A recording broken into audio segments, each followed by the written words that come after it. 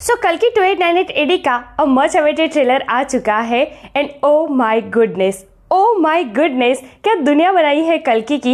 Actually नाग Ashwin sir ने कहा था कि कल्कि की दुनिया एक ऐसी दुनिया होने वाली है ना कि थिएटर से बाहर निकल के आप बार बार उसी दुनिया में वापस जाना चाहोगे and actually he main it. मतलब सीरियसली भाई ऐसा कौन सोचता है नाग अश्विन सर, क्या जबरदस्त विजन लेकर आए हो आप। और सबसे अच्छी बात क्या रही पता है, सबसे पहले ये ट्रेलर हिंदी में आया, इसके लिए thank you so much Vyjayanthi Movies. तो चलिए ज्यादा देर ना करवाते हुए बताते हैं आपको कि कैसा है ये ट्रेलर।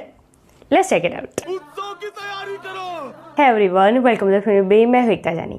कल की 2898 एडी का मोस्ट अवेटेड ट्रेलर आ चुका है एंड एक लाइन में इस ट्रेलर का रिव्यू करूं तो फुल पावर गेम चेंजर, सही मायने में इसे कहते हैं trailer of the century. 3 minute 2 second के इस ट्रेलर में मेकर्स ने ना सिर्फ कहानी का प्लॉट रखा है बल्कि कैरेक्टर्स के बारे में भी बहुत कुछ बता दिया है। ट्रेलर की शुरुआत होती है काशी से।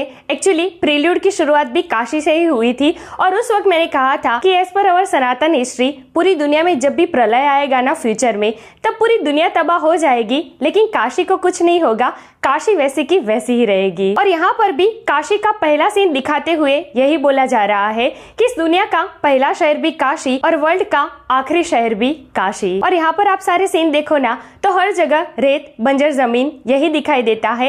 एक काशी ऐसी है जो मंदिरों से जगमगा रही है। वहाँ पर एक बड़ा सा ट्रायंगल है जो हमें एनिमेटेड प्रील्यूड में भी दिखाया गया था, जहाँ पर पानी है, जीवन है, सब कुछ है। इसके अलावा नीचे कुछ भी नहीं है, सिर्फ बंजर है। और इसीलिए इस कॉम्प्लेक्स का सरदार मतलब कि सुप्रीम योस्किन अपने आप को भगवान मानता है। और अगर आपने एनिमेटेड प्रील्यूड में देखा हो ना तो भैरवा और बुज्जी भी इसी कॉम्प्लेक्स में जा रहे हैं जिसकी कीमत है 1 मिलियन यूनिट्स। यहाँ पर अश्वत्थामा का जो कैरेक्टर दिखाई दिया है ना वो बहुत ही स्ट्रॉन्ग है, इतने स्ट्रॉन्ग कि वो चाहे तो सबको बचा सकते हैं लेकिन वो सिर्फ एक ही को बचाना चाहते हैं जो कि दीपिका के गर्भ में है। जी हाँ, दीपिका के कैरेक्टर को लेकर बहुत सारा कंफ्यूजन था।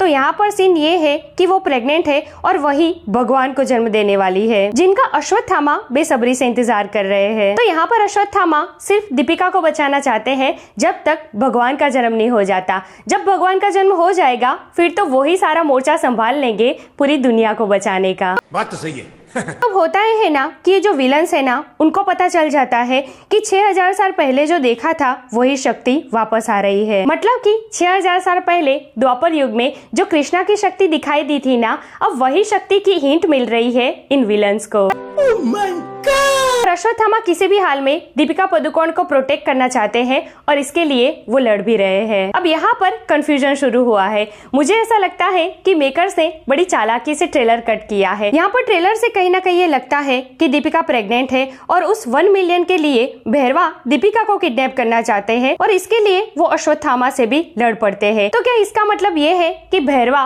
और भगवान कल्कि दोनों अलग अलग हैं? What?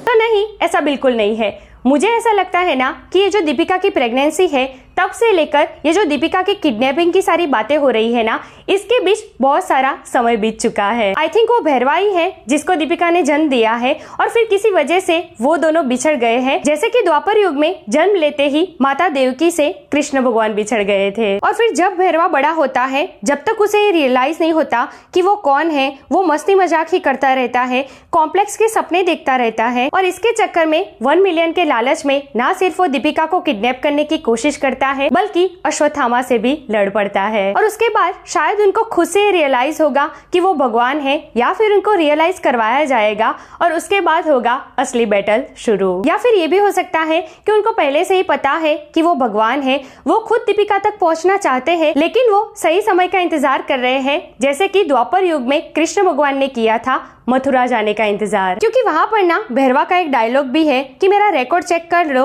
मैं आज तक एक भी फाइट नहीं हारा। और ऐसी बात तो भगवान ही कर सकते हैं, वो चाहे त्रेता युग हो, द्वापर युग हो या फिर अब कल युग, भगवान ही ऐसे है जो कोई भी फाइट नहीं हार सकते। So as per my theory ये स्टोरी हो सकती है कल की 2898 एडी की। इसके अलावा इसमें हमें ब्रह्मानंदम सर और दिशा पटनी की भी एक झलक देखने को मिलती है। और वही कमल हसन को क्या बनाया है, सच में पहचानने में नहीं आ रहे हैं कि ये कमल हसन है। और अश्वत्थामा की शक्तियों की बात ही क्या कहे, जहाँ पर एक पैर से वो बुज्जी को रोक देते हैं, वहीं पर 4-5 लोगों को एक साथ सर के बल उठा लेते हैं। और फिर लास्ट में वो डायलॉग डरो मत, एक नया युग आ रहा है। माइंड ब्लोइंग यार, क्या स्टोरी लाइन है, एक्साइटमेंट लेवल पीक पर है, BGM, VFX, colour grading, everything is just superb. I just loved it. बस इंतजार है तो 27 जून का, भाई जल्दी से ला दो मूवी, अब इंतजार नहीं होगा। रहा नहीं जाता।